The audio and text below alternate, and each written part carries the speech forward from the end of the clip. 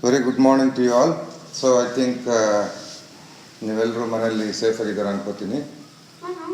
Sorry for delayed video.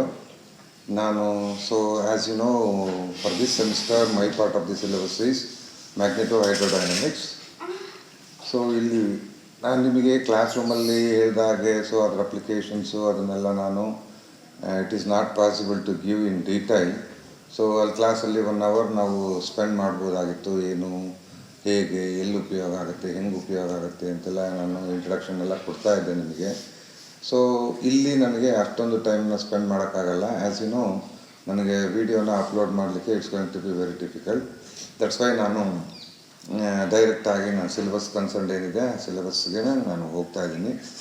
But one suggestion, please don't go anywhere, be safe in your homes. ಯಾಕೆ ಅಂದರೆ ತುಂಬಾ critical ಇದೆ position, ತುಂಬಾ ಇದೆ. ನಾನು ಕೂಡ ಸುಮಾರು ಸಾವು ನೋವುಗಳನ್ನ ನೋಡಿದ್ದೀನಿ. ಹಾಗಾಗಿ ಹುಷಾರಾಗಿರ್ರಿ, ಕ್ಲಾಸ್ಗಳನ್ನ ಕೇಳಿ, ನಿಮ್ಗೇನೇ ಡೌಟ್ಸ್ ಇದ್ದರೆ ಟೆಕ್ಸ್ಟ್ ಮಾಡಿ. ನಾನು ನಿಮಗೆ ವಿಡಿಯೋ ಮೂಲಕ ಆದರೂ ಆಯಿತು, ಐದರ್ ಥ್ರೂ ದಿ ನೋಟ್ಸ್ ಆಯಿತು, ನಾನು ನಿಮಗೆ ಕಮ್ಯುನಿಕೇಟ್ ಮಾಡ್ತೀನಿ. ಡೋಂಟ್ ವರಿ, ಚೆನ್ನಾಗಿರ್ರಿ, ಕ್ಲಾಸ್ ಕೇಳ್ರಿ, ಮತ್ತು ನಿಮ್ಗೇನೇ ಇದ್ದರೂ ಮತ್ತೆ ಕಮ್ಯುನಿಕೇಟ್ ಮಾಡಿ, ಯಾವುದಕ್ಕೂ ತಲೆ ಕೆಡ್ಸ್ಕೊಳಕ್ಕೆ ಹೋಗ್ಬೇಡಿ. ನಾವು ಆಫ್ಲೈನ್ ಕ್ಲಾಸಿಗೆ ಬಂದಾಗ ನಾನು ಒಂದಿನ ಬೇಕಾದ್ರೆ ಆ ಅಪ್ಲಿಕೇಶನ್ಸ್ ಬಗ್ಗೆ ಡೀಟೇಲಾಗಿ ಒಂದು ಕ್ಲಾಸ್ ಮಾಡ್ತೀನಿ. ಇವತ್ತು ನನ್ನ ಫಸ್ಟ್ ಕ್ಲಾಸನ್ನು ನಾನು ಶುರು ಮಾಡ್ತೀನಿ. ಓಕೆ, ಈಗ ನನ್ನ ಪ್ಯಾಡಿಗೆ ಬನ್ನಿ. ನಾನು ಆ ರೀತಿ ಏನೋ ಕಂಪ್ಯೂಟ್ರಲ್ಲಿ ಮಾಡೋಣ, ಇನ್ನೊಂದು ನನ್ನ ಹತ್ರ ಒಂದು ಬೋರ್ಡ್ ತರಿಸ್ಕೊಂಡಿದ್ದೀನಿ ಮಾಡಲಿಕ್ಕೆ ಅಂತ, ಅದರಲ್ಲಿ ಮಾಡೋಣ ಅಂತ ಹೋದೆ. ಯಾಕೋ it not seems to be very good. ನನಗೆ ಈ ಕೈಯಲ್ಲಿ ಬರೆಯೋದೇ ಚೆನ್ನಾಗಿ ಅನ್ನಿಸ್ತಾ ಇದೆ. ದಟ್ಸ್ ವೈ ನಾನು ಹಾಗೆ ಮಾಡ್ತೀನಿ. ಲಾಸ್ಟ್ ಇಯರ್ ಹೇಗೆ ಮಾಡಿದ್ನೋ ಹಾಗೆ ಮಾಡ್ತೀನಿ. ನಿಮ್ಗೇನು ಫೀಲ್ ಆಗುತ್ತೆ ಫೀಡ್ಬ್ಯಾಕ್ ಕಳಿಸಿ, ಚೇಂಜಸ್ ಬೇಕು ಅಂದರೆ ಮಾಡೋಣ ಅಂತ. ಓಕೆ, ನಾವು come to my pad. Now my part, as I told you, magnetohydrodynamics.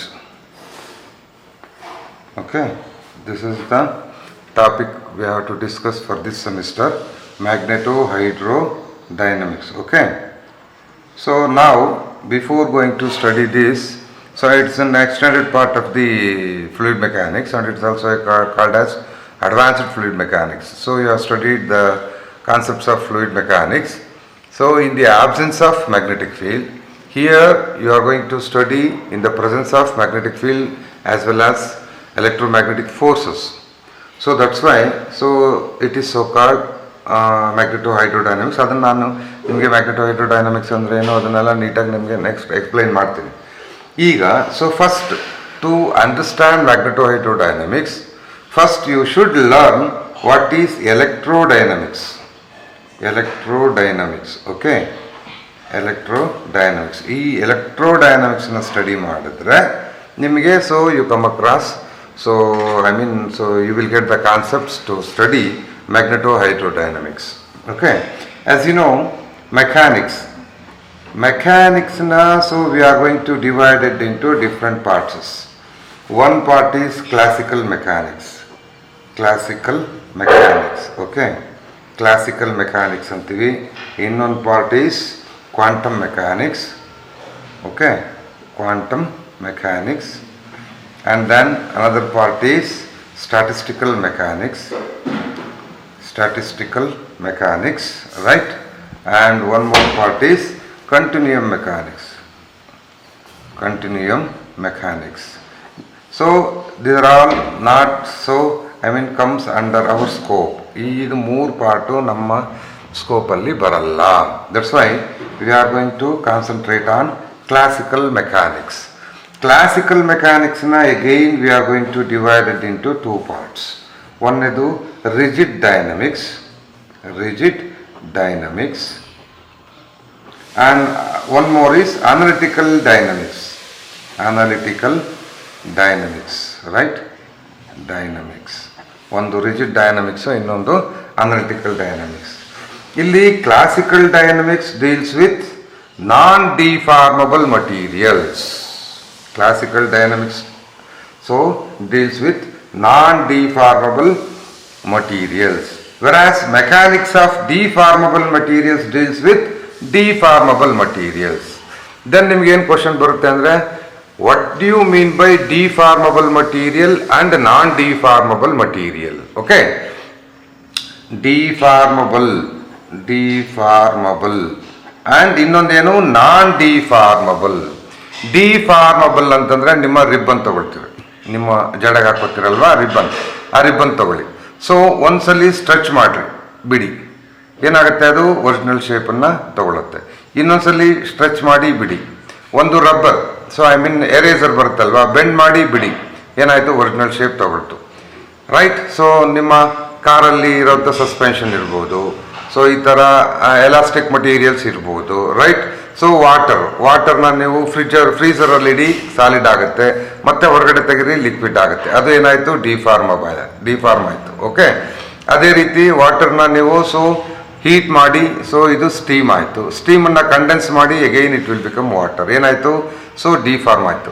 So ಇಲ್ಲಿ 2 ಥರ ಬರುತ್ತೆ, ಡಿಫಾರ್ಮ್ ಅನ್ನೋದು 2 ಥರ ಬರುತ್ತೆ. ಜಸ್ಟ್ ಡಿಫಾರ್ಮ್ ಅಂದ್ರೆ ಏನು ನಿಮ್ಗೆ ಅರ್ಥ ಆಗಬೇಕು. ಸೊ ಒರಿಜಿನಲ್ ಶೇಪನ್ನು, ಒರಿಜಿನಲ್ ಕ್ಯಾರೆಕ್ಟರಿಸ್ಟಿಕ್ಸ್ನ ವಾಪಸ್ ತಗೊಳ್ಳುವಂಥದ್ದು, ರೈಟ್. ಡಿಫಾರ್ಮಬಲ್. ಈ ಡಿಫಾರ್ಮಬಲ್ ಮಟೀರಿಯಲ್ಸ್ನ again we are going to divided into 2 parts, I mean 2 ways. ನಾನು ಮೊದಲೇ ಹೇಳಿದೆ, ಎಲಾಸ್ಟಿಕ್ ರಬ್ಬರ್ನ ಎಳಿತೀರಾ ಬಿಡ್ತೀರಾ, ಹಿಂಗೆ ಮಾಡ್ತಾ ಹೋದ್ರೆ ಆ ರಬ್ಬರ್ ಸೈಜ್ ಏನಿರುತ್ತೆ ಸೊ ದೊಡ್ಡದಾಗುತ್ತೆ, ಆಫ್ಟರ್ ಸಮ್ ಟೈಮ್ ಏನಾಗುತ್ತೆ ದೊಡ್ಡದಾಗುತ್ತೆ. ಸೊ ಇದೇ ರೀತಿ ಮಾಡ್ತಾ ಹೋದ್ರೆ ಇನ್ನೂ ದೊಡ್ಡದಾಗುತ್ತೆ. ಅದೇ ರೀತಿ ಕಂಟಿನ್ಯೂಸ್ ಆಗಿ ಮಾಡಿದ್ರೆ ಒಂದು ಟೈಮಲ್ಲಿ ಏನಾಗುತ್ತೆ ಕಟ್ ಆಗಿ ಹೋಗುತ್ತೆ. ಅಂದ್ರೆ ಇಟ್ ಸೀಸಸ್ ಟು ಡಿಫಾರ್ಮ್ ಅಂತವನ್ನ ಏನಂತ ಕರಿತೀವಿ, ಎಲಾಸ್ಟಿಕ್ ಮಟೀರಿಯಲ್ಸ್ ಅಂತ ಕರಿತೀವಿ. Elastic material, right, material. Okay, ಇನ್ನೊಂದು ವಾಟರ್ನ ನೀವು ಫ್ರೀಸ್ ಮಾಡಿದ್ರಿ ಐಸ್ ಆಯ್ತು, ಐಸನ್ನ ಮತ್ತೆ ಹೀಟ್ ಮಾಡಿದ್ರಿ ನಿಮಗೆ ವಾಟರ್ ಆಯ್ತು, ಅಥವಾ ವಾಟರ್ನ ಹೀಟ್ ಮಾಡಿದ್ರಿ ವೇಪರ್ಸ್ ಆಯ್ತು, ವೇಪರ್ಸ್ನ ಫ್ರೀಸ್ ಮಾಡಿದ್ರಿ ವಾಟರ್ ಆಯ್ತು. ನೀವು ಇದನ್ನ ಎಷ್ಟು ಟೈಮ್ ಮಾಡಿದ್ರು ಕೂಡ ಅದೇ ಪ್ರೊಸೆಸ್ ಆಗ್ತಿರುತ್ತೆ ಬಿಟ್ರೆ. ಸೊ ಯಾವುದೋ ಸ್ಟೇಜಲ್ಲಿ ವಾಟರು ನಾನು ಐಸ್ ಆಗಲ್ಲ ಅಂತ ಕುತ್ಕೊಳ್ಳಲ್ಲ, ಅದೇ ರೀತಿ ಐಸು ನಾನು ನೀರಾಗಲ್ಲ ಅಂತ ಕುತ್ಕೊಳ್ಳಲ್ಲ. ಇದು ಕಂಟಿನ್ಯೂಸ್ ಪ್ರೋಸೆಸ್, ನೀವು ಎಷ್ಟು ಸಲ ಆದ್ರೂ ಮಾಡ್ಬೋದು, ಹೆಂಗಾದ್ರೂ ಮಾಡ್ಬೋದು, ಈ ಡಿಫಾರ್ಮ್ಸ್ ಆಗ್ತಾನೇ ಇರುತ್ತೆ. ಅದು ಅವನ್ನ ಅಂತ ಕರಿತೀವಿ ನಾವು. So we call them as fluids ಅಂತ ಕರಿತೀವಿ. ನೋಡಿ, ಫ್ಲೂಯಿಡ್ಸ್ ಎಲ್ಲಿಂದ ಬಂತು ನಿಮಗೆ, ಡಿಫಾರ್ಮಬಲ್ ಮಟೀರಿಯಲ್ಸ್ ಇಂದ. ಡಿಫಾರ್ಮಬಲ್ 2 ಥರ, ಒಂದು ಎಲಾಸ್ಟಿಕ್ ಮಟೀರಿಯಲ್ಲು, ಇನ್ನೊಂದು ಫ್ಲೂಯಿಡ್ಸ್. ನೋಡಿ, ಎಲಾಸ್ಟಿಕ್ ಮಟೀರಿಯಲ್ ಅಂದ್ರೆ ಡಿಫಾರ್ಮ್ ಆಗುತ್ತೆ, ಬಟ್ ಆಫ್ಟರ್ ಸಮ್ ಟೈಮ್ ಏನಾಗುತ್ತೆ, ಸೊ ಅದು ಡಿಫಾರ್ಮ್ ಆಗಲ್ಲ, ಕಟ್ ಆಗ್ಬಿಡುತ್ತೆ, ತನ್ನ ಏನು ಕೆಪಾಸಿಟಿನ ಕಳ್ಕೊಂಡ್ಬಿಡುತ್ತೆ. ಸೊ ಕಾರಿಂದು ಸಸ್ಪೆನ್ಷನ್ ಹೋಯ್ತು ಅಂತೀವಿ, ರಬ್ಬರ್ ಬೆಂಡನ್ನು ನೀವು ತುಂಬ ದೊಡ್ಡದಾಯ್ತು ಅಂತ ಬಿಸಾಕಿ ನಾವು ಹೊಸ ತಗೊಳ್ತೀರಿ, ರೈಟ್. ನಿಮ್ಗೆ ಎಷ್ಟೇ ಇಷ್ಟ ಆಗಿರ್ಬೋದು, ಅದು ಸರ್ಟೈನ್ ದಿನಗಳು ಮಾತ್ರ ನೀವು ಇಟ್ಕೊಳ್ಬೋದು, ಆಮೇಲೆ ನೀವು ಇಟ್ಕೊಳ್ಳಿಕ್ಕೆ ಬರಲ್ಲ, ಅದಕ್ಕೆ ಒಂದು ಬೌಂಡ್ ಇದೆ. ಓಕೆ, ಬಟ್ ಫ್ಲೂಯಿಡ್ಸಲ್ಲಿ ಹಂಗಲ್ಲ. ನೀರಿದ್ದು ನಿಮಗೆ ಐಸ್ ಆಗುತ್ತೆ, ಐಸ್ ಇದ್ದದ್ದು ನೀರಾಗುತ್ತೆ, ಅಥವಾ ನೀರಿದ್ದು ಆವಿ ಆಗುತ್ತೆ, ಆವಿ ಇದ್ದಿದ್ದು ನೀರಾಗುತ್ತೆ. ಅದನ್ನ ನೀವು ಎಷ್ಟು ಟೈಮ್ ಮಾಡಿದ್ರು ಕೂಡ ಆ ಪ್ರೊಸೆಸ್ ಕಂಟಿನ್ಯೂಸ್ ಆಗಿ ಆಗ್ತಾನೆ ಇರುತ್ತೆ. ಸೊ ದಟ್ಸ್ ವೈ ಇದನ್ನ 2 ಥರ ಮಾಡ್ತೀವಿ ಡಿಫಾರ್ಮಬಲ್ ಮಟೀರಿಯಲ್ಸ್ನ. One is elastic materials and other one is fluids ಅಂತೇಳಿ. So as I told you, elastic material ಅಂದ್ರೆ is one which deforms under force.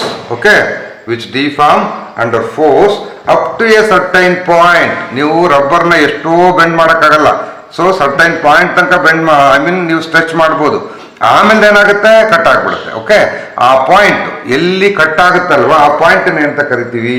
So that point is called as yield point ಅಂತ ಕರಿತೀವಿ. After that ಏನಂತ ಕರಿತೀವಿ, yield point, YIELD. So that is so called yield point ಅಂತ ಕರಿತೀವಿ. Mean after this point ಏನಾಗುತ್ತೆ, it ceases to deform, ಅಂದ್ರೆ cut ಆಗೋಯ್ತು, ಮತ್ತೆ ಡಿಫಾರ್ಮ್ ಅನ್ನೋ ಪ್ರಶ್ನೆನೇ ಬರಲ್ಲ ಅಲ್ವಾ. So it ceases to deform, right. So elastic material ಅಂದ್ರೆ ಏನು, is one which deforms under forces up to a certain point called yield point. Okay, and after this point it ceases to deform. Means it breaks anta. Okay, avana nave enta karitivi elastic materials anta karitivi. Hagare fluids andre enu, these are the materials which deforms continuously under the action of continuous forces. So they are called as fluids anta karitivi. Enu, so which deforms continuously under the action of continuous forces. ಅದನ್ನ ನಾವೇನಂತ ಕರಿತೀವಿ, so we call them as fluids ಅಂತ ಕರಿತೀವಿ. Okay, ಹಾಗಾದ್ರೆ fluid ಅಂತ ಇದು ಎಲ್ಲರಿಗೂ ಅರ್ಥ ಆಗಲ್ಲ ನಾನು ಹಿಂಗೆ ಹೇಳೋದು. ಸೊ ಏನು ಡಿಫಾರ್ಮ್ ಆಗ್ಬೇಕಂತೆ, ಕಂಟಿನ್ಯೂಸ್ ಆಗಿ ಆಗ್ಬೇಕಂತೆ, ಈ ಥರದ್ದು ಲೇಮನ್ ಡೆಫಿನೇಷನ್ ಏನು ಗೊತ್ತೇ ಇಲ್ಲಪ್ಪ ಅವನಿಗೆ. ಆ ಥರದವನಿಗೆ ಅವ್ನು ಮ್ಯಾಥಮೆಟಿಕ್ಸೇ ಗೊತ್ತಿಲ್ಲ, ಕಾನ್ಸೆಪ್ಟ್ ಆಫ್ ಫ್ಲೂಯಿಡ್ಸ್ ಗೊತ್ತಿಲ್ಲ, ಫಿಸಿಕ್ಸ್ ಗೊತ್ತಿಲ್ಲ ಅಂಥವನಿಗೆ ಹೇಳ್ಬೇಕು ನೀನು ಫ್ಲೂಯಿಡ್ ಅಂದ್ರೆ ಏನು ಅಂತ. ಅವಾಗ ಏನು ಹೇಳ್ತೀವಿ, it is a material which flows is called fluid. ಯಾವ ಮಟೀರಿಯಲ್ಲು ಫ್ಲೋ ಆಗುತ್ತೆ ಆ ಮಟೀರಿಯಲ್ನ we call them as fluids ಅಂತ ಕರಿತೀವಿ. This is so called layman definition ಅಂತ. ಲೇಮನ್ ಡೆಫಿನೇಷನ್ ಅಂತಂದ್ರೆ ಯಾನು ಕಾನ್ಸೆಪ್ಟ್ ಗೊತ್ತಿಲ್ಲದೆ ಇರೋವನಿಗೆ ಅರ್ಥ ಮಾಡಿಸೋದು. ಸೊ ಏನಪ್ಪಾ ಅದು ಲೇಮನ್ ಡೆಫಿನೇಷನ್ ಅಂತ ಕರಿತೀವಿ. ಅದ್ರ ಪ್ರಕಾರ ಏನು, a material which flows is called as so fluid ಅಂತ ಕರಿತೀವಿ. ಅಗೈನ್ ಫ್ಲೂಯಿಡ್ ನ ನಾವೇನಂತ ಏನ್ ಮಾಡ್ತೀವಿ, again we are going to classify. ನಾನು ಮತ್ತೆ ನಿಮ್ಮ ಮೆಕ್ಯಾನಿಕ್ಸ್ ಅಲ್ಲಿ ಹೇಳ್ಕೊಟ್ಟಿನಿ, ಫ್ಲೂಯಿಡ್ ಮೆಕ್ಯಾನಿಕ್ಸ್ ಅಲ್ಲಿ ಏನು ಫ್ಲೂಯಿಡ್ಸ್ ಅನ್ನ ನಾವೇನ್ ಮಾಡ್ತೀವಿ, ಮತ್ತೆ ಫ್ಲೂಯಿಡ್ಸ್ ಅಲ್ಲಿ ಗ್ಯಾಸ್ ಅಂತೀವಿ, ಲಿಕ್ವಿಡ್ ಅಂತೀವಿ, ಪ್ಲಾಸ್ಮಾ, ಅದನ್ನೆಲ್ಲ ಇಲ್ಲಿ ಹೇಳಲಿಕ್ಕೆ ಹೋಗಲ್ಲ ನಾನು. ಇಲ್ಲಿ ಏನ್ ಬೇಕೋ ಅದನ್ನ ಮಾತ್ರ. ಮ್ಯಾಗ್ನೆಟೋ ಹೈಡ್ರೋಡೈನಮಿಕ್ಸ್ ಅಂತ ಇರೋದಿಲ್ಲಿ. Hydro means liquid, okay. So water concerned, liquid concerned ಬರ್ತಾ ಇರೋದ್ರಿಂದ ನಾನು ಗ್ಯಾಸಿಯಸ್ಗೆ ನಾನು ಇಲ್ಲಿ ಕಾನ್ಸಂಟ್ರೇಷನ್ ಮಾಡಲ್ಲ. ಸೊ ಹಾಗಾಗಿ ಫ್ಲೂಯಿಡ್ಸ್ ನಾವೇನು ಕ್ಲಾಸಿಫೈ ಮಾಡ್ಬೋದು, ಇಲ್ಲಿ ಎರಡು ಟೈಪು. ಒಂದು ಇನ್ಕಂಪ್ರೆಸಿಬಲ್, ಏನು ಇನ್ಕಂಪ್ರೆಸಿಬಲ್ ಫ್ಲೂಯಿಡ್ಸ್ ಅಂತ ಒಂದು, ಇನ್ನೊಂದು ಕಂಪ್ರೆಸಿಬಲ್ ಅಂತ, ಓಕೆ. ಒಂದು ಇನ್ಕಂಪ್ರೆಸಿಬಲ್, ಇನ್ನೊಂದು ಕಂಪ್ರೆಸಿಬಲ್ ಫ್ಲೂಯಿಡ್ಸ್ ಅಂತೇಳಿ. ಸೊ ಎರಡು ಕ್ಲಾಸನ್ನು ನಾವು ಮಾಡ್ಕೋಬಹುದು. ಹಾಗಾದ್ರೆ ಸೊ ಇನ್ಕಂಪ್ರೆಸಿಬಲ್ ಅಂದ್ರೆ ಏನು, ಕಂಪ್ರೆಸಿಬಲ್ ಅಂದ್ರೆ ಏನು? ಇನ್ಕಂಪ್ರೆಸಿಬಲ್ ಅಂದ್ರೆ ಏನಪ್ಪಾ ಅಂದ್ರೆ it is not possible to compress. It is not possible to compress means the density does not changes under temperature or pressure difference.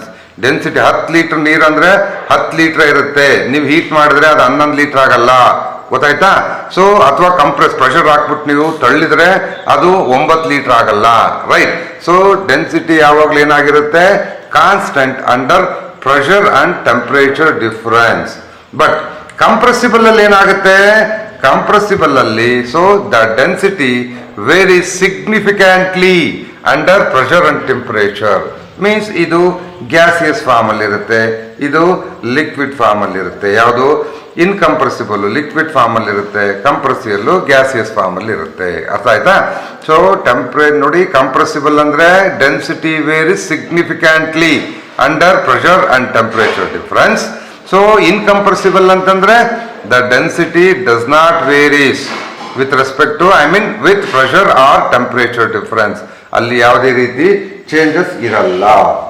So ಈಗ ಮತ್ತೆ ಇನ್ಕಂಪ್ರೆಸಿಬಲ್ ಅಲ್ಲಿ ಯು ಕ್ಯಾನ್ ಕ್ಲಾಸ್ ಇದಕ್ಕೆ ನೀವು ಎಗೈನ್ ಯು ಕ್ಯಾನ್ ಕ್ಲಾಸಿಫೈ. ಏನಪ್ಪಾ ಅಂತಂದ್ರೆ homogeneous ಇನ್ಕಂಪ್ರೆಸಿಬಲ್ ಅಂತ ಹೇಳ್ತೀವಿ. Homogeneous ಇನ್ಕಂಪ್ರೆಸಿಬಲ್ ಅಂದ್ರೆ ಬೆಸ್ಟ್ ಎಕ್ಸಾಂಪಲ್ ಈಸ್ ವಾಟರ್. ವಾಟರ್ನ ನೀವು ಒಂದು ಕಂಟೈನರ್ ಅಲ್ಲಿ 1 ದಿನ ಇಡಿ, 2 ದಿನ ಇಡಿ, 3 ದಿನ ಇಡಿ, 1 ವರ್ಷ ಇಡಿ, ಅದೇನಾಗಿರುತ್ತೆ, ನೀವು ತಳದಲ್ಲೇ ಒಂಥರ ನೀರು, ಮೇಲಿಂದೇ ಒಂಥರ ನೀರು ಇರಲ್ಲ. ಪ್ಯೂರ್ ವಾಟರ್ ನಾನು ಹೇಳ್ತಾ ಇರೋದು, ಓಕೆ. ಪ್ಯೂರ್ ವಾಟರ್ ಅಲ್ಲ, ಅದ್ರ ಯಾವ್ದ್ರಲ್ಲೂ ಕಂಟಾಮಿನೆಂಟ್ ಏನು ಇಲ್ಲಪ್ಪ ಅಂದ್ರೆ ಸೊ ಮೇಲಿನ ಲೇಯರ್ ಏನು ನಿಮಗೆ ವಾಟರ್ ಪ್ಯೂರಿಟಿ ಇರುತ್ತೆ, ಅದೇ ಪ್ಯೂರಿಟಿನ ನೀವು ಲಾಸ್ಟ್ ಲೇಯರ್ ಅಲ್ಲೂ ನೋಡ್ಬೋದು. The density is constant everywhere in the fluid called homogeneous ಇನ್ಕಂಪ್ರೆಸಿಬಲ್ fluid. Density ಯಾವಾಗಲೂ ಒಂದೇ, ಎಲ್ಲ ಕಡೆ, ಎಲ್ಲ ಲೇಯರ್ ಟು ಲೇಯರ್ ಎಲ್ಲೂ ಕೂಡ ಚೇಂಜ್ ಆಗಬಾರ್ದು. ಈಗ ಪೆಟ್ರೋಲ್ ನಾನು ಬೆಳಿಗ್ಗೆ ಒಂದು ಬೈಕಿಗೆ ಹಾಕ್ಸಿದೀನಿ ಅಂದ್ರೆ ಬೆಳಿಗ್ಗೆ ನಾನು ಪೆಟ್ರೋಲು ಇದಾಗ್ಬಿಡ್ಲಿ ಅಂತೇಳಿ ಬೈಕ್ ಅಲ್ಲಾಡ್ ಸ್ಟಾರ್ಟ್ ಮಾಡಲ್ಲ. ಯಾಕೆಂದ್ರೆ ಕೆಳಗಿನ ಲೇಯರ್ ಅಲ್ಲಿ ಏನು ಪೆಟ್ರೋಲ್ದು ಡೆನ್ಸಿಟಿ ಏನು ಇರುತ್ತೆ ಅದೇ ಮೇಲಿನ ಲೇಯರ್ಲ್ಲೂ ಇರುತ್ತೆ. ಅದೇ ನೀವು ಒಂದು ಸಾಂಬಾರ್ ತಗೊಳ್ಳಿ, ಸಾಂಬಾರ್ನ ಹಂಗೆ ಇರುತ್ತಾ, ನೀವು ಅದನ್ನ ಸ್ಟಿರ್ ಮಾಡಲೇಬೇಕು. ಮಜ್ಜಿಗೆ ತಗೊಳ್ಳಿ, 1 ಗಂಟೆ ಮಜ್ಜಿಗೆನ ನೀವು ಹಾಗೆ ಇಟ್ಬಿಟ್ರೆ ಏನಾಗುತ್ತೆ, ಮೇಲೆ ನೀರ್ ತರ ಕೂತಿರುತ್ತೆ, ಕೆಳಗಡೆಲ್ಲ ರೆಸಿಡ್ಯೂ ಕೂತಿರುತ್ತೆ, ಅದನ್ನು ನೀವು ಸ್ಟಿರ್ ಮಾಡಲೇಬೇಕಾಗತ್ತೆ. ಆಯ್ತಾ?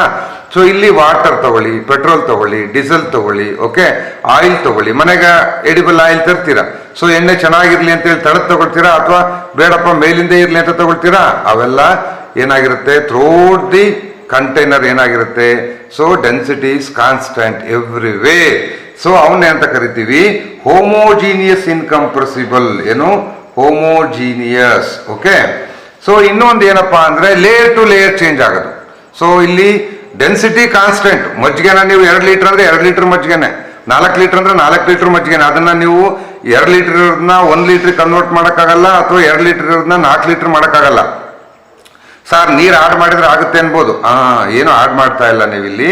ಸೊ ಡೆನ್ಸಿಟಿ ಅದ್ರ ಪಾಡಿಗೆ ನೀವು ಪ್ರೆಷರ್ ಕೊಟ್ಟು ಅಥವಾ ಟೆಂಪ್ರೇಚರ್ ಕೊಟ್ಟು ನೀವು ಚೇಂಜ್ ಮಾಡೋಕ್ಕಾಗತ್ತಾ? ನೆವರ್. 2 ಲೀಟರ್ ಇದ್ರೆ 2 ಲೀಟರ್, ಸೊ 10 ಲೀಟರ್ ಇದ್ರೆ 10 ಲೀಟರ್. ಬಟ್ ಮಜ್ಜಿಗೆ ನೀವು ಒಂದು ಕಂಟೈನರಲ್ಲಿ ಇಟ್ಟರೆ ಒಂದು ಸ್ವಲ್ಪ ಟೈಮ್ ಕೊಟ್ರೆ, ನೀವು 1 ಗಂಟೆ 2 ಗಂಟೆ 3 ಗಂಟೆ ಟೈಮ್ ಕೊಟ್ರೆ ಏನಾಗುತ್ತೆ, ಮೇಲೆ ಸೊ ನೀರ್ ತರ ಇರುತ್ತೆ, ಕೆಳಗಡೆ ಎಲ್ಲ ಏನಾಗಿರುತ್ತೆ, ರೆಸಿಡ್ಯೂ ಕೂತಿರುತ್ತೆ.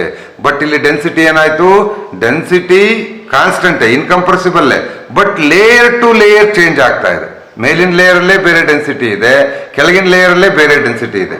ಸೊ ಈ ತರದ ಫ್ಲೂಯಿಡ್ಸ್ ಅಂತ ಕರಿತೀವಿ, ಕಾಲ್ ದಮ್ ಆಸ್ ಹೆಟ್ರೋಜೀನಿಯಸ್ ಇನ್ಕಂಪ್ರೆಸಿಬಲ್ ಫ್ಲೂಯಿಡ್ಸ್ ಅಂತ. ಏನು, the density is constant but varies from layer to layer. ಒಂದು ಲೇಯರ್ ಇಂದ ಇನ್ನೊಂದು ಲೇಯರ್ಗೆ ಚೇಂಜ್ ಆಗ್ತಾ ಇದೆ ಅಂತಂದ್ರೆ, so we call them as heterogeneous incompressible fluid. ಮೊದಲು ಹೇಳಿದ್ದು ಹೋಮೋಜೀನಿಯಸ್ ಇನ್ಕಂಪ್ರೆಸಿಬಲ್, ಇದು ಹೆಟ್ರೋಜೀನಿಯಸ್ ಇನ್ಕಂಪ್ರೆಸಿಬಲ್. ಬೆಸ್ಟ್ ಎಕ್ಸಾಂಪಲ್ ಅಪ್ಪ ಅಂತಂದ್ರೆ ನೀವು ಸೊ ಯಾವುದನ್ನ ಇದಕ್ಕೆ ಮಜ್ಜಿಗೆ ತಗೊಳ್ಬೋದು, ಸಾಂಬಾರ್ ತಗೊಳ್ಬೋದು, ಓಕೆ, ಸೊ ಸಾಲ್ಟ್ ವಾಟರ್ ತಗೊಳ್ಬೋದು. ಇದೇ ರೀತಿ ಬೇರೆ ಬೇರೆದನ್ನ ನೀವು ಕನ್ಸಿಡರ್ ಮಾಡ್ತಾ ಹೋಗ್ಬೋದು. ಇನ್ನೊಂದು ಕ್ಲಾಸಿಫಿಕೇಶನ್ ಇದೆ, ಅದರಲ್ಲಿ 3 ಟೈಪ್ ಇದೆ. ಇನ್ಕಂಪ್ರೆಸಿಬಲ್ ಅಲ್ಲಿ 3 ಟೈಪ್. ಒಂದು ಹೋಮೋಜೀನಿಯಸ್ ಇನ್ಕಂಪ್ರೆಸಿಬಲ್, ಇನ್ನೊಂದು ಹೆಟ್ರೋಜೀನಿಯಸ್ ಇನ್ಕಂಪ್ರೆಸಿಬಲ್, ಇನ್ನೊಂದು ಸೊ ಏನಪ್ಪಾ ಅಂದ್ರೆ the density is constant everywhere but changes due to temperature difference called. So ಇವನ್ನೇ ಅಂತ ಕರಿತೀವಪ್ಪ ಅಂದ್ರೆ ಬೋಸೆನ್ಸಿಕ್ ಫ್ಲೂಯಿಡ್ ಅಂತ ಕರಿತೀವಿ. BOUSSINESQ ಬೋಸೆನ್ಸಿಕ್ ಫ್ಲೂಯಿಡ್ ಅಂತ ಕರಿತೀವಿ. ಏನು, the density is constant but it changes due to temperature difference. Temperature difference ಅಲ್ಲಿ ಮಾತ್ರ ನಿಮಗೆ ಡೆನ್ಸಿಟಿ ವೇರಿ ಆಗುತ್ತೆ, ಇಲ್ಲ ಅಂದ್ರೆ ವೇರಿ ಆಗಲ್ಲ. ಬೆಸ್ಟ್ ಎಕ್ಸಾಂಪಲ್ ನಿಮಗೆ ಕಣ್ಣಿಗೆ ಕಾಣ್ತಾ ಇರ್ಬೋದು, ಮನೆಯಲ್ಲಿ ಡೈಲಿ ಉಪಯೋಗಿಸ್ತೀರಾ, ಆ ಥರದ್ದು ಯಾವ್ದಿರ್ಬೋದು? ಬೆಸ್ಟ್ ಎಕ್ಸಾಂಪಲ್ ಈಸ್ ಘೀ. ನೀವು ತುಪ್ಪ ತಗೊಳ್ಳಿ, ತುಪ್ಪ ತಗೊಂಡ್ರೆ ಹಾಗೆ ಇಟ್ಬಿಟ್ರೆ ಏನಾಗುತ್ತೆ, ಹರಳಾಗಿ ಗಟ್ಟಿಯಾಗಿರುತ್ತೆ. ಆಯ್ತಾ? ಅರ್ಧ ಲೀಟರ್ ಅಂದ್ರೆ ಅದು ಅರ್ಧ ಲೀಟರ್ ಇರುತ್ತೆ, ಅದಕ್ಕಿಂತ ಜಾಸ್ತಿ ಇರಲ್ಲ. ಬಟ್ ಅದು ಫಾರ್ಮೇಶನ್ ಏನಾಗಿರುತ್ತೆ, ಇದು ಹರಳಾಡ್ತಾರಲ್ಲ ಅಂದ್ರೆ ಗಟ್ಟಿ ಆಗ್ಬಿಟ್ಟಿರುತ್ತೆ. ಅದನ್ನ ನೀವು ಟೆಂಪರೇಚರ್ ಕೊಡಿ ಅಂದ್ರೆ ಹೀಟ್ ಮಾಡಿದ ತಕ್ಷಣ ಏನಾಯ್ತು, ಲಿಕ್ವಿಡ್ ಫಾರ್ಮಿಗೆ ಬಂತು. ಲಿಕ್ವಿಡ್ ಫಾರ್ಮಿಗೆ ಬಂದ್ರೆ ಅದೇನು 3/4 ಲೀಟರ್ ಆಗುತ್ತಾ? ನೆವರ್. ಅರ್ಧ ಲೀಟರ್ ಅಂದ್ರೆ ಅರ್ಧ ಲೀಟರ್ ಆಗುತ್ತೆ. ಬಟ್ ಡೆನ್ಸಿಟಿ ಏನಾಯ್ತು, ಅವಾಗಿದ್ದ ಡೆನ್ಸಿಟಿ ಬೇರೆ, ಈಗಿರೋ ಡೆನ್ಸಿಟಿ ಬೇರೆ, ಟೆಂಪರೇಚರ್ ಡಿಫ್ರೆನ್ಸ್ ಅಲ್ಲಿ ಇರೋದು ಬೇರೆ, ಇದ್ರಲ್ಲಿ ಬೇರೆ. ಸೊ ನೀವು ಘೀ ತಗೊಳ್ಬೋದು, ಇನ್ನೊಂದು ಡಾಲ್ಡಾ ತಗೊಳ್ಬೋದು. ಸೊ ಅದೇ ರೀತಿ ಕೆಲವು ಆಯಿಲ್ಸ್ ಕೂಡ ಹಾಗೆ ಆಗ್ತದೆ. ಕೊಬ್ಬರಿ ಎಣ್ಣೆ ನೋಡಿ, ಕೊಬ್ಬರಿ ಎಣ್ಣೆ ಪ್ಯೂರ್ ಕೊಬ್ಬರಿ ಎಣ್ಣೆ ತಗೊಂಡ್ರೆ ಗಟ್ಟಿ ಆಗ್ಬಿಟ್ಟಿರುತ್ತೆ, ರೈಟ್? ಸೊ ಅದನ್ನ ಹೀಟ್ ಮಾಡಿದ್ರೆ ಮತ್ತೆ ನಿಮಗೆ ಲಿಕ್ವಿಡ್ ಫಾರ್ಮಿಂಗ್. ಈ ತರದ್ದೆಲ್ಲ ಏನಂತ ಕರಿತೀವಿ, ಬೋಸೆನ್ಸಿಕ್ ಫ್ಲೂಯಿಡ್ಸ್ ಅಂತ ಕರಿತೀವಿ. ಅಂತ ಕರಿತೀವಿ ಬೋಸೆನ್ಸಿಕ್ ಫ್ಲೂಯಿಡ್, BOUSSINESQ ಬೋಸೆನ್ಸಿಕ್ ಫ್ಲೂಯಿಡ್ ಅಂತ ಕರಿತೀವಿ. ಅರ್ಥ ಆಯ್ತಾ? ಇದು 3 ತರ ಫ್ಲೂಯಿಡ್. ಫರ್ದರ್ ಮತ್ತೆ ನಾವೇನ್ ಮಾಡ್ಬೋದು, so we can classify the fluids as fluids ಅನ್ನ ಮತ್ತೆ ಕ್ಲಾಸಿಫೈ ಮಾಡ್ಬೋದು. ಹೆಂಗೆ ಈಗ ಮಾಡಿದ್ರಲ್ಲ ಸರ್, ಈಗ ಮಾಡಿದಿರಿ. ಸೊ ಯಾವುದು ಇನ್ಕಂಪ್ರೆಸಿಬಲ್, ಕಂಪ್ರೆಸಿಬಲ್ ಅಂತ ಮಾಡಿದ್ರಿ. ಮತ್ತೆ ಇನ್ಕಂಪ್ರೆಸಿಬಲ್ ಅಲ್ಲಿ 3 ಟೈಪ್, ಹೋಮೋಜಿನಿಯಸ್ ಇನ್ಕಂಪ್ರೆಸಿಬಲ್, ಹೆಟ್ರೋಜಿನಿಯಸ್ ಇನ್ಕಂಪ್ರೆಸಿಬಲ್, ಇನ್ನೊಂದು ಬೋಸೆನ್ಸಿಕ್ ಅಂತ ಮಾಡಿದ್ರಿ. ಇನ್ನೂ ಒಂದಿದೆ, ಏನಪ್ಪಾ ಅಂತಂದ್ರೆ ನಿಮಗೆ ಯಾವುದು ಎಲೆಕ್ಟ್ರಿಸಿಟಿನ ಕಂಡಕ್ಟ್ ಮಾಡುತ್ತೆ, ಯಾವುದು ಎಲೆಕ್ಟ್ರಿಸಿಟಿನ ಕಂಡಕ್ಟ್ ಮಾಡಲ್ಲ. ಈ 3 ಟೈಪಲ್ಲೂ ಕೂಡ it may be heterogeneous, homogeneous or Boussinesq. ಇದರಲ್ಲಿ ಎಲೆಕ್ಟ್ರಿಸಿಟಿ ಕಂಡಕ್ಟ್ ಮಾಡುವಂತ ಫ್ಲೂಯಿಡ್ ಯಾವುದು, ಮಾಡದೇ ಇರುವಂತ ಫ್ಲೂಯಿಡ್ ಯಾವುದು? ಈಗ ನೋಡಿ, ಪ್ಯೂರ್ ವಾಟರ್ ತಗೊಳ್ಳಿ, ಅದರಲ್ಲಿ ಕರೆಂಟ್ ಪಾಸ್ ಆಗಲ್ಲ. ಓಕೆ, ಸಾಲ್ಟ್ ವಾಟರ್ ತಗೊಳ್ಳಿ, ಅದರಲ್ಲಿ ಕರೆಂಟ್ ಪಾಸ್ ಆಗುತ್ತೆ. ಓಕೆ, ಹಾಗಾದ್ರೆ so we can classify the fluid into electrically conducting fluids. Okay, electrically conduct, DUCTING. Okay, conducting fluids and electrically non conducting fluids. Okay, ಇವನ್ನ ECFs ಅಂತ ಕರಿತೀವಿ. ಇವನ್ನ so ordinary fluids ಅಂತಾನು ಕರಿತೀವಿ. ಎಲೆಕ್ಟ್ರಿಕಲಿ ನಾನ್ ಕಂಡಕ್ಟಿಂಗ್ ಫ್ಲೂಯಿಡ್ಸ್ ನ so we also call them as ordinary fluids ಅಂತಾನು ಕರಿತೀವಿ. ಅರ್ಥ ಆಯ್ತಾ? ಸೊ ಆರ್ಡಿನರಿ ಫ್ಲೂಯಿಡ್ಸ್ OF ಅಂತ ರೆಪ್ರೆಸೆಂಟ್ ಮಾಡ್ತೀವಿ, ಇನ್ನೊಂದು ECF ಅಂತ ರೆಪ್ರೆಸೆಂಟ್ ಮಾಡ್ತೀವಿ. ಸೊ ಇದರಲ್ಲಿ ಎಲೆಕ್ಟ್ರಿಕಲಿ ಕಂಡಕ್ಟಿಂಗ್ ಫ್ಲೂಯಿಡ್ಸ್ ಏನಾಗಿರುತ್ತೆ, they are incompressible, either electrically conducting or so ordinary fluids. Practically ಏನಾಗಿರುತ್ತೆ, ದೇ ಆರ್ ಲಿಕ್ವಿಡ್ಸ್ ಓನ್ಲಿ. ಅವು ಕಂಡಕ್ಟಿಂಗ್ ಆಗಿರಲಿ, ಸೊ ನಾನ್ ಕಂಡಕ್ಟಿಂಗ್ ಆಗಿರಲಿ, ಅವೇನಾಗಿರುತ್ತೆ practically they must be liquids.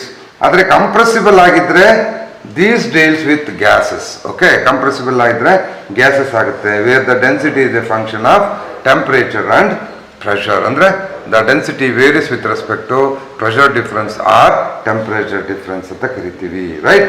So ಇದರಲ್ಲಿ ಇದ್ರ ಬಗ್ಗೆ ಮುಂದೆ ಮತ್ತೆ ಯಾವ್ಯಾವ ಫೋರ್ಸ್ ಬರುತ್ತೆ ಏನೇನು ಅದು ನೆಕ್ಸ್ಟ್ ಬರುತ್ತೆ.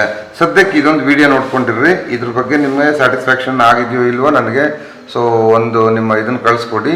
ನೆಕ್ಸ್ಟ್ ನೋಡಿಬಿಟ್ಟು ಅದನ್ನು ಚೇಂಜಸ್ ಮಾಡಿಕೊಂಡು ನಾನು ನಿಮಗೆ ಕಳಿಸ್ಕೊಡ್ತೀನಿ. Okay, so take care. Thank you.